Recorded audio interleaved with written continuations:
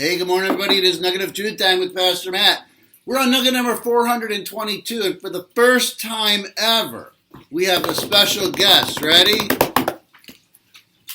It's Pastor Christian is here for Nugget number 422. He's been wanting to join us for a long time. So finally I said, all right. All right, here we go. Nugget of Truth number 422. It's November. And that means Thanksgiving is on the way. Obviously, Thanksgiving is a day, maybe a whole weekend, that we dedicate to being thankful. But gratitude and thankfulness should be a part of our everyday being.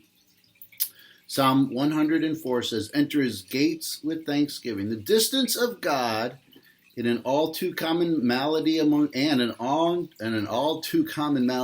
believers. It isn't that God isn't really distant, but that we go through waves of feeling that he is. Sometimes the waves are prolonged, circumstances batter us, discouragement plagues us, and God seems far, far away. I think that's true. There are seasons, there are times when God does seem far away. There's no getting around it. God's prescription for entering his presence is to give thanks. How do you fix this feeling of God being far away? You give thanks. This verse doesn't just tell us the right attitude with which we are to enter his gates. It also tells us the means by which we enter them. Thanksgiving coupled with praise will bring us to where he is, or it will bring him to where we are. Oh, I like that. Either way, we find that worshipful gratitude is the right place to be. God lives where he is acknowledged. Let me take a second. Do you know the difference between being grateful and showing praise? I think, if I could oversimplify, being grateful is being grateful for what God has done. Praising is praising God for who he is, not nitpick. If God doesn't seem to be living near you, perhaps there is something lacking in your acknowledgement. You rarely see gratitude in someone who thinks negatively about life. Why? And this is important. Pessimistic thoughts remove the glory of his presence. Oh gosh.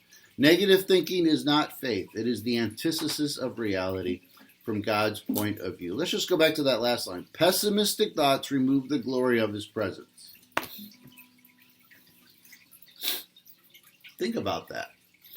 Negative thinking, pessimistic thoughts remove God's presence. I think that's true. Now, if that's true, then I think the opposite is also partial true. Paul told his believers to give thanks in every circumstance. That's 1 Thessalonians 5:18. He didn't tell them to give thanks only when the clear evidence of God's blessing is visible. He told them to give thanks always, in every situation. How can we do this? On the basis of who God is. It all boils down to God and his character. It all boils down to what you think about God and his character.